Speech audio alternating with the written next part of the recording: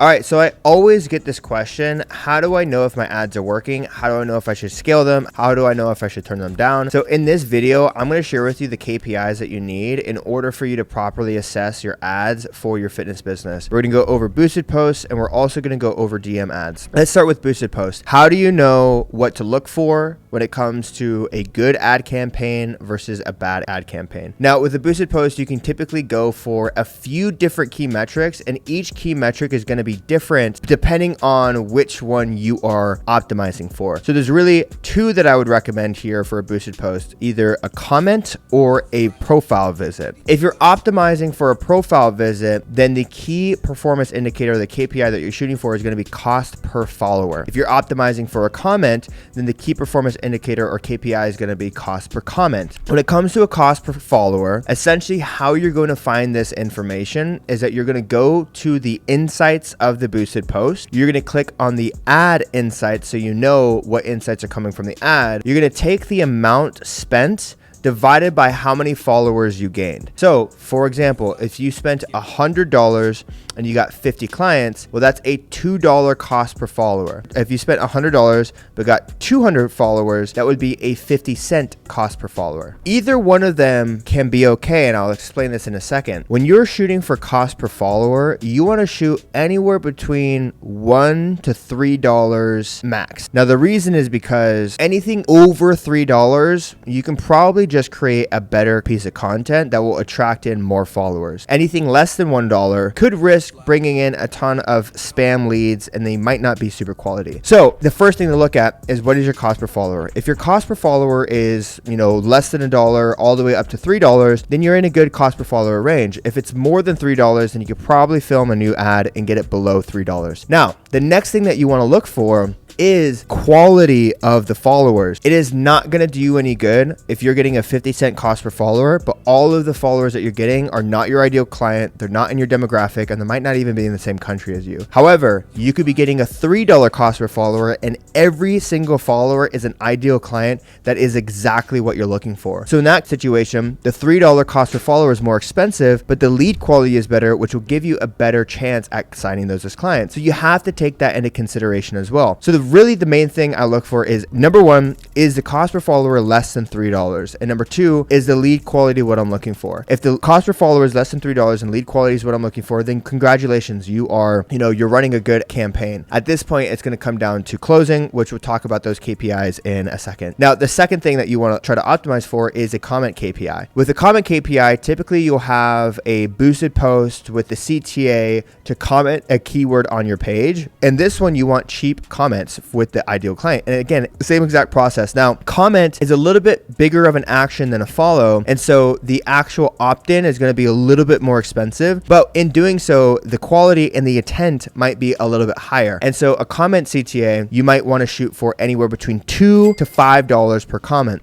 because $2 to $5 per comment means that is $2 to $5 per lead. And again, it is the same exact story as the follower CTA. If the comment KPI, cost per comment, is at $1, but all of the comments are coming from the wrong accounts, it's not going to do you any good as if you had a comment CTA at $5, but they were all ideal clients. So the question here is your cost per comment less than $5? If so, is it the ideal client and the lead quality that you want? If it is, congrats, you have a really great campaign. If not, hit the drawing board, try another one. Those are going to be the KPIs that you want to shoot for to know whether or not a boosted post is doing its job. The next thing is going to be talking about a DM ad strategy. Again, it's the same exact thing, except the KPI that you're shooting for a DM ad is going to be anywhere between $1 to $6. I'm okay spending a little bit more on a DM ad if the lead quality is higher and the intent is higher as well. However, if it's anything more than, say, $6, specifically, actually, this is what I would be. If it's a lead magnet campaign, I'd say $1 to $3. If it's a direct offer campaign, I'd say $4 to $6. So if you have a lead magnet campaign at $6, it's way too high. But if you have a direct offer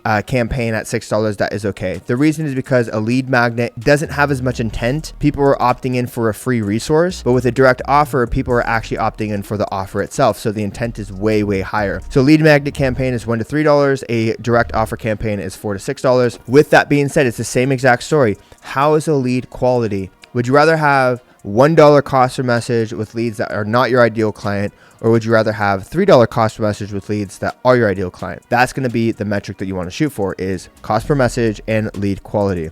Now that we understand Facebook's KPIs on what creates a good campaign, how do we know when to scale the campaign, what bottlenecks to identify, and how to fix it? Once you have good KPIs on the front end, meaning that you have a good cost per message, cost per follower, or cost per comment, and the lead quality is good, the next thing that you want to look at is your call booking rate. Out of those leads that you're getting, how many of those are turning into calls? I like to shoot for a 5% call booking rate or higher. Meaning, if you get 100 leads that come in from your ads and they're all quality at a good cost per message, then you should be booking at least 5%, which would be 5 calls. So for every 100 leads, you book 5 calls, if not more. I have people who are booking at 50%, which is freaking insane. I see often 15 to 20%, which is okay. But if it's anything less than 5%, there's work that needs to be done in the DM script, meaning that the DM script process isn't getting enough people through to book a call. So that is the bottleneck to identify. A lot of the times people might look and they're saying, hey,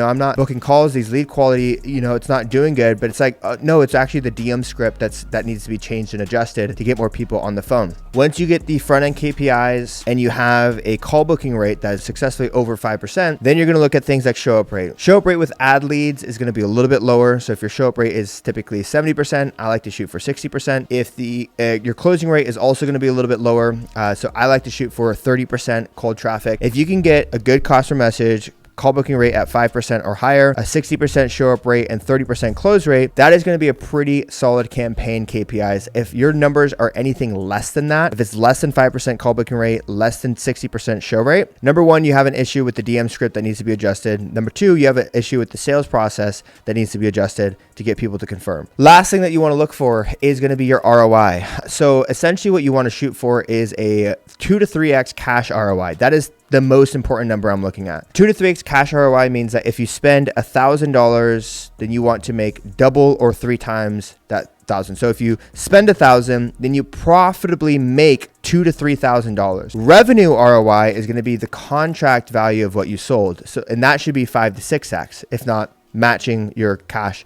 So I'll give an example. If you spend $1,000 in ads, then you should collect at least $2,000 to $3,000 in profit, and you should at least contract 5 to 6x. Now, a lot of people get a lot of paid in fulls, which allows them to get a higher cash ROI, and it'll actually match their revenue ROI. So like, let's say that you spend $1,000 and you get 3 paid in fulls at 3K. Well, then your revenue ROI would be 9,000. And then your cash ROI would be 9,000. But it's possible to say you spent $1,000 and you sold, 3 packages for 3,000, but they're 12-month packages at $250 a month. So that would be revenue at 9,000, but cash collected would only be $750, which actually gives you a negative cash return ROI by negative $250, meaning that you spent 1,000 and you only made $750, but in contract value over the next 12 months, you're actually going to be collecting 9,000. So what I try to shoot for is if your revenue ROI is at least 5 to 6x, which in this scenario it's a 9x, then it's good. But if your cash ROI is less than 2 to 3x, then the problem here is that we need to get more cash collected on the calls. We're defaulting to payment plans. We're maybe not offering enough financing. We're not collecting enough cash on the calls. So if the revenue ROI is good, but the cash collected is not at least 2 to 3x, then the issue is we need to collect more cash on the calls. And if cash ROI is more than 2 to 3x, then in that situation, you can actually start to scale the ads and spend more. If it's anything between break even, like 1x to 2x ROI, I would just keep it there because you're not losing money. It's not super profitable, but you actually are making money on the back end in that situation. So that's typically what I'll look for. That pretty much concludes all of the KPIs from front end to back end. I'm going to run through them really quickly. On a follower boosted post, you want a $1 to $3 cost per follower with good lead quality. On a comment ad, you want anywhere between $3 to $5 cost per comment with good lead quality. On a lead magnet DM ad, you want anywhere between $1 to $3 cost per message with good lead quality. On a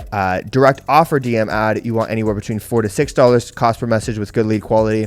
You want a 5% 5% call booking rate from DMs to disco or DMs to call. You want a 60% show rate on your calls. You want a 30% close rate on cold traffic. You want a 2 to 3x cash ROI. If it's 1 to 2x, you can keep the ad spend going. If it's 2 to 3x or higher, then you can scale the ads. If it's less than 1x, then look at your revenue. If your revenue is at least 5 to 6x or your revenue is positive, then what you need to work on is getting more cash collected up front. But if your revenue and your cash is below KPI, then it's just a bad ad and you need to make a new one. I hope this helps. I know I threw a lot of numbers at you guys. If you guys want custom one-on-one help where you can work with our team, we will give you the ad scripts. We will tell you what ads are working. We will tell you exactly what to do to build a profitable lead generation machine. Then click the link down below to learn more about our program PTBI Takeover. Peace.